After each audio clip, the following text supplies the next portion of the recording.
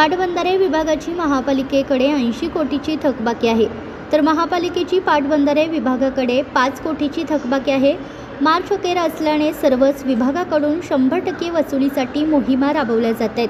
पाटबंधारे विभागाने शुक्रवारी सकाळी महापालिकेची नागदेववाडी, बालिंगा आणि शिंगणापूर येथील पंप हाऊस सील केली। त्यांना 7 दिवसाची मुदत दिली होती, 18 तारखेपर्यंतची मुदत होती आणि त्यावेळी त्यांना वेळोवेळी आम्ही कॉन्टॅक्ट केलेला आहे, तर त्यांनी तितकंसं ते मनावर घेतलेलं नाहीये।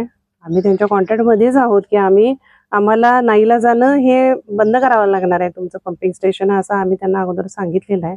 तरीही ते आता 1 कोटी भरतो आणि 31 मार्चपर्यंत 1 कोटी असं म्हणजे 8.5 कोटीपर्यंतच ते बोलतायत। त्यामुळे आम्हाला नाईलाजानं हे काम करावं लागत आहे।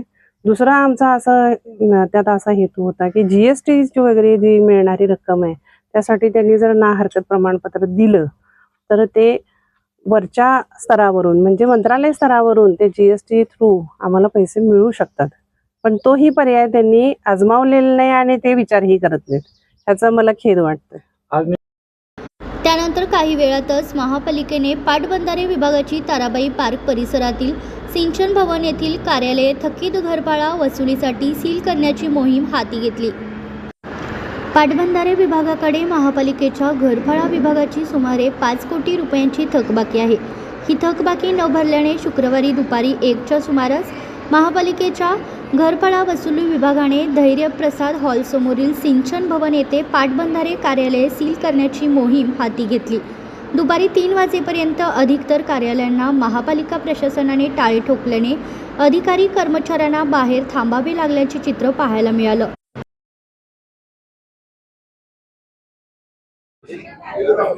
आज कोल्हापूर महानगरपालिकेने शहरातले जलसंपदा विभागाचे जे ऑफिस आहे त्या ठिकाणी आपण घरपट्टी आणि पाणीपट्टीच्या थकबाकीकरता जप्तीची कार्यवाही करत आहोत।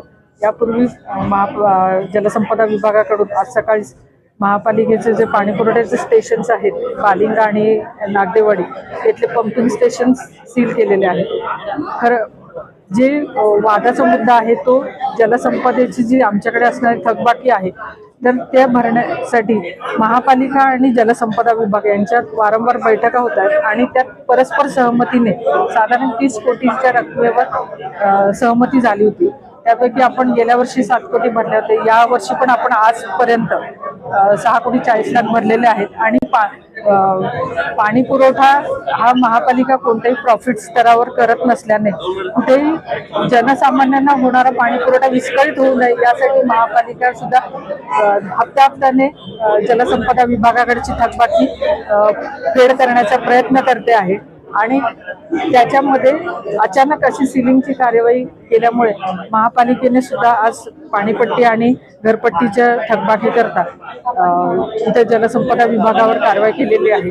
महापालिकेची थकबाकी थोडी जरी असली तरी महापालिकेकडे साधारण म्हणजे जलसंपदा विभागाकडे महापालिकेची घरपट्टी 7.24 कोटी आणि पाणीपट्टी जवळजवळ 3 कोटी 30 लाख अशी आहे आणि त्याच्या पुढे ही कारवाई केलेली आहे। महापालिकेला उत्पन्न मर्यादित स्वरूपात असलं आणि पाणी पुरवठा जे करते तर आपले सुद्धा अनेक शासकीय कार्यालय असतील किंवा जिल्हा परिषद असेल यांच्याकडे ग्रामीण विभागात मोठी थकबाकी आहे, परंतु आपण इथं सर्व दृष्टिकोन विचारात घेऊन कोणालाही पाणी हे मूळ गरज असल्या कारणाने आपण एवढी हार्श ऍक्शन घेत नाहीये।